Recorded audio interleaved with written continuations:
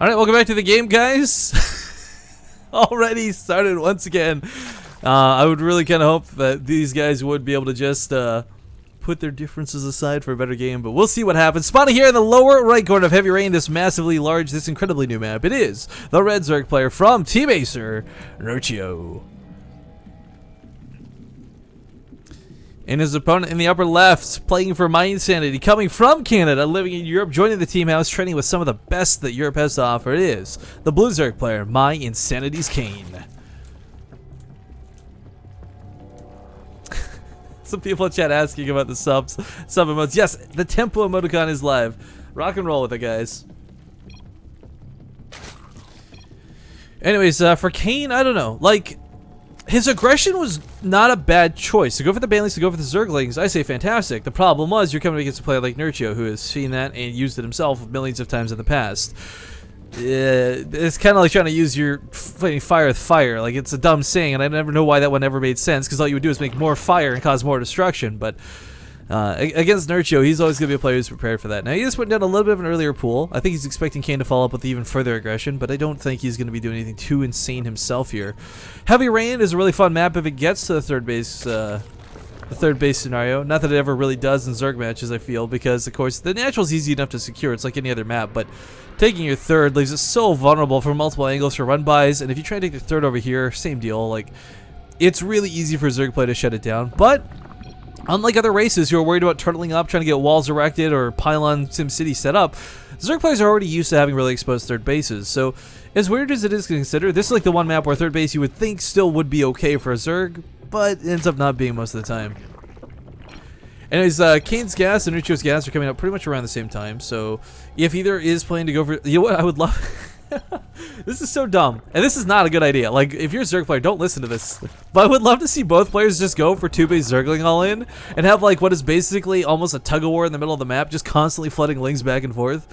I think that'd be the funnest way to watch this get played out, but that would not be a good choice, I think, for either player to really dedicate that much into it. But spawning pool is complete. Got the hatcheries down for both players. Nerchio's, of course, again, a little bit later, but not the biggest deal. He gets his queen out a little bit quicker because of this, and of course the larva inject starts sooner. Small shout out to Pylon City for knowing exactly where the song for the map intro of this came from. One of my favorite movies of all time. Sunshine. If you haven't seen it, would recommend it, guys. Anyways, a couple links from Nerchio are going to pop up here and try and get into the base, go for a scout, but of course with Kane's lings here, he's going to try and pick them off, but the queen turned out in time to really stop this. May get a drone kill for it. No, okay. Might force a build extractor. Okay. He wasn't sure what Kane was doing with that drone. I mean, he knew the lings were still there, just playing Ring Around the Rosie.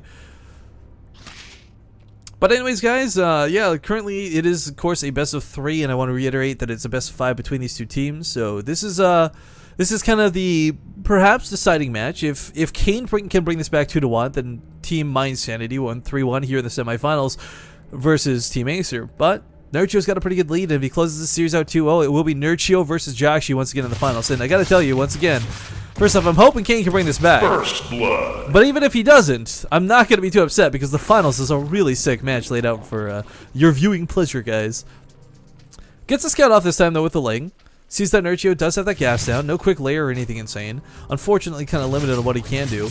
Putting down his own evolution chamber. If this is going to be a +1 carapace to go hand in hand with the Banelings, that'd make for an interesting attack, to say the least. But Nerchio is going for a much quicker layer himself. No extra gases yet, though. There we go. Now coming down. It's always like you kind of have that heartbeat moment as a caster. You're like, okay, I want to see Roaches, and I want to see double evolution chambers to follow, but there'd be no reason to go for Roach speed and glial reconstitution and +1 this late if you got no gas for it. So all the gases coming down will allow him to go for those mutals pretty quick. Kane is, of course, setting up for that +1 attack, but I don't know. +1 armor carapace is really great for scrapping out Banelings versus Zerglings, but it's usually something you go for a little bit quicker than this. Not that Kane's going for it late, per se, but by the time he's got the aggression set up and ready to go... Oh, wow, I didn't even see double evolution chamber, so he's going to go for +1 weapon upgrades here, too. Still, this will be great against the ground forces only. If Nerchio goes Mutalisks, Kane's not going to be able to get a lot done. The problem is the Mutalisks snipe off Banelings. Like, it's not even that Mutalisks shoot Zerglings. Wow, great, thanks. You've got 2 eyeballs. You saw that happen in StarCraft 2 one time. It's very, very obvious that they snipe off the Zerglings, but it's more about focusing down the Banelings and stripping that power away from Kane. Now, with +1 attack, you can do some damage. There's no questioning that. Oh, Nerchio actually catches one of the Banelings here. Will go off on only 2 Zerglings. Not too great there. 2 more Banelings on the way. Going to try and keep this third base up and running. Force to cancel it there in the end. The drone. Will he get the drone? No, drone stays alive to rebuild this immediately. Okay, so that's actually a small victory here for Kane. Typically, the drone dies immediately afterwards. Oh, and Nerchio, they're not even playing right now. Is there really a reason to bring Dignitas in this? Actually, it's kind of funny he brings that up because Tefl is a really, really good Zerg player at the moment. And his ZVZ versus Nerchio would probably be very well matched as well. Kane, though, trying to put the aggression. There's 2 Spinecrawlers in the Queen. Focus firing down the Banelings will not be a problem at all. +1/+1 is literally so close to finishing, but not in time for this attack. Kane going a little bit early. Will try and surround the spine, sees the Banelings of Nerchio, and has to back up. That Ling Corpse, did that just ricochet off of the hatchery? Did anyone else see that? I love the ragdoll effects in this game. Holy crap. Alright, well, we'll see what Kane can get done here. He's got a lot on the line. He's really invested a lot into this. He's got a Roach Warden following up. He's got his own layer on the way. But as far as dealing with the Mutalisks, like, early on, it's not even going to be a thing. He's not going to be able to do it, just period. Third base over here was taken for Nerchio. I believe Kane scouted that with the Overlord. Yes, he did. But again, the Mutalisks, oh, God. So Kane's got +1 Carapace now. For those who are unaware why this is a big deal, it allows you to take a Baneling hit and live with your Lings, but they only have 1 health. Oh god, so many Lings are almost dead there. Backing away from this, they're trying to run away from the Mutalisk. We'll try and go for a surround, but with so many Lings at 1 health, the Ricochet from the Glaive Worm will kill these rather nicely. Still gets a cancel on the hatchery though. In that regard, not too bad. Kane shutting Nerchio's third down, keep him on 2 bases. Okay, dandy. He's got Spore Crawlers coming at home. He really should not die outright to these Mutalisks, but there's still going to be a problem and a challenge and a hurdle he has to get over. Spinecrawler is going to try and get these Lings dealt with, but of course with +1/+1, he can deal with the Zergling fights no problem, even with the low health Lings. But dealing with the Spinecrawlers and the Queens, that's a whole nother can of worm, a Pandora's box, if you will. Spore Crawler not going to be able to transfuse, was trying to reposition it, so it did take some time to burrow. Not a lot of shots did get off, and the Mutalisks are going to actually clear up some Overlords here. Kane, oh no, he's got them all clumped. I'm going to lose probably about 4 Overlords here before they get in range of the Spore Crawler to save them. 4 do go down. A 5th one may even get sniped, but no, backs off instead. Queen awkwardly in the middle of the ramp has nothing to cover it. Sadly, these Queens are just simply not going to be enough for now. Carapace upgrade on the way from Nerchio. I think he's expecting there to be either Hydra's already available or perhaps Mutalisks of Kane's. Oh no, quit. Kane! Kane, no! You gotta rally these Overlords, man! Ah! Mutalisks are unfortunately just barely out of range of this Spore Crawler. Is dodging out of this quite nicely. But Nerchio is definitely getting some nice kills here. 2 workers all that have gone down, but a lot of Queens have fallen, more importantly. 4 Queens in total. No more injects actually currently going off for Kane here in the main. There's a Queen still at the natural, so Larva count is going to be decent, but he's got nothing to invest his Larva count into, right? Like right now, he's putting a lot of money into Roaches. No Spore, lol. It was, of course, repositioned earlier, guys. We saw that happen a little unfortunately. Drones are being pulled from the main. The main has actually been fully evacuated at this point, and without Spore Crawlers, defending against this is not an option at all. 17 Roaches coming, but again, 17 Roaches are kind of questionable because they can't shoot up. He has to go full offensive with this. And for Kane, whether you want to classify it as a base trade, I see it just as this massive all-in. He's forced into this very unfortunate, very uncomfortable scenario. However, it may work out for him. The Roaches are going to be enough to really focus fire down the Banelings and soak those hits if afforded the opportunity. Ling's still dancing around here a little bit. As long as he doesn't take an engagement too early or too out of the open, maybe he takes this, but the Mutalisks have left the drones alone in order to hunt the Roaches in the middle of the map. So the pushing power for Kane is absolutely non-existent. Trying to cancel this third base one more time, should be able to get this. There's no Banelings nearby. Roaches are in fact going to snipe off, focus fire, and soak the Baneling hit. So actually Kane now in a not bad spot as far as the actual ground value goes. But still, he's got these Mutalisks that he just can't get past. Were all the Banelings utilized? Looks like Banelings were all used up here for Nerchio, but even then, pushing into 2 Spinecrawlers, that's not necessarily what you want to do. Kane is still got a lot of drones behind this. He's not giving up. He's still in this fighting strong. Going for an Infestation Pit and Pathogen Glands, hoping to use some Infestors to get him back in this game. Infested Terrans are going to be great. The problem is they're slow, and Nerchio can simply fly away from them. A Fungal Growth is going to be the most necessary thing to shut these Mutalisks down. But even doing that is a lot easier said than done. It's so hard to fungal Mutalisks, guys, even if they clump like crazy. Spore Crawlers are going to come down, but Nerchio should be able to focus them down before they complete. A little bit frustrating for Kane losing his army like this, but still his presence on the other half of the map, trying to keep Nerchio's complete attention, not on his bases, but instead at home. A couple of Mulos will be picked off from these spores, and still dancing around to the best of his capabilities. Kane is really in a rough spot right now, to say the least. The first Infestor's on the way. Again, some more Spore Crawlers are down, 3 Queens.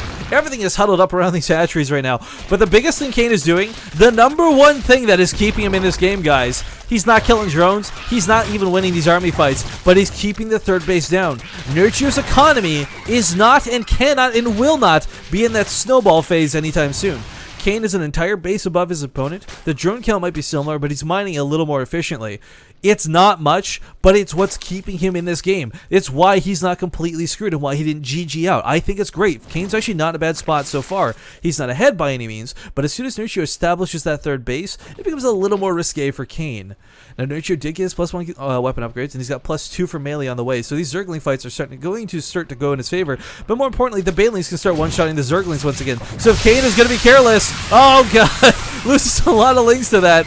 Tries to get into the mineral lines. Unfortunately, not a lot is going to get done, and that diminishes a lot of power of what he had. His presence on this half of the map was mostly dictated by those Zerglings, canceling the thirds over and over and over again. But Nerchio's got so many Banelings and Mutalisks. Oh no, this Infestor, what was it doing? A bit of a miss rally. Actually, not a bit, a huge miss rally. These Infestors are Kane's only chance to get back in this game. Whether it's fungling the Mutalisks over top of a Spore Crawler, using the Queens for anti-air, or just holding them in place to throw some infested Terrans down. Oh, nice fungal on the Banelings, actually. That was fantastic. Banelings are not going to quite die. With 1 health, they barely escape. Oh my god. These will slowly heal elsewhere. But that was a heart attack moment there. Does fungal growth really only do just... Because armor doesn't come into effect, I thought. No, so I guess the natural regen ticked or something? I don't know. But either way, Banelings do live to see another day. Evolution Chambers are under heavy fire. The Mutalisks are, of course, out of range of anything that can really shoot them here towards the main. Losing his tech upgrades for Kane, that's not going to be easy to deal with. Lots of links flooding across the map. Again, those Banelings are healing up quite nicely here back at home. There's some roaches, and Nerchio is prepared to transition out of this. His +1 ranged weapons is on the way. He's invested a lot of gas into Carapace. He's invested some upgrades into melee. I mean... oh, looks like he actually canceled his +2 melee attack. I thought he let that finish.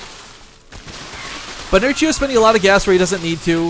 As far as this early game deals with, his Mutalisks are still standing strong, though. He's got some leeway to play with this. Lings are going to try and slip past this. The distraction of the roaches is enough for the Lings to get towards the main. Oh, I take that back. Nerchio's roaches are waiting for him on the ramp. Going to try and pick off a queen, but I don't think that's really going to be a likelihood or a possibility. Maybe if he had ninja'd some Banelings in. Oh, he could. Nerchio doesn't see these. If Kane morphs these two things into Banelings, no, don't use them for Lings. Don't use them for the attack. Oh, Kane, you could have got so many drone kills. Nerchio on the full force here on the other side of the map. It's just Infestors and some Infested Terrans. Now, there's a lot of Queens here, but I don't know if that's going to really even be enough. The roaches just move away from the Infested Terrans. Again, Infested Terrans are really strong, even without their upgrades, but not if everything just runs away from them. They're slow units. That's kind of the catch-22 of using them. They're powerful, but slow. Nerchio at this point has kind of secured a pretty domineering lead, though. Like I said, the one thing that was keeping Kane in this game in a big way was that lack of a third base, but Nerchio has established it. He's mining off of it. Hell, he's taking a 4th base while this is going on. Roaches on the front line, some Mutalisks too. This is not looking too good for Kane. The Roach numbers for Nerchio are a little bit better, 35 to 18. There's a Spine Crawler here, but it's not being utilized in the defense. No Infested Terrors, no fungal growth coming down. Gets a fungal on top of the Mutalisks, actually, but even then, it might be a little bit too late, guys. Nerchio with a force that is absolutely just suppressing and choking Kane to death. Infested Terrans come down somewhat out of desperation, but the Mutalisks are not going to be the threat. It's the roaches at this point. No bro to keep these Infestors alive. Once this line is broken, Kane will lose everything.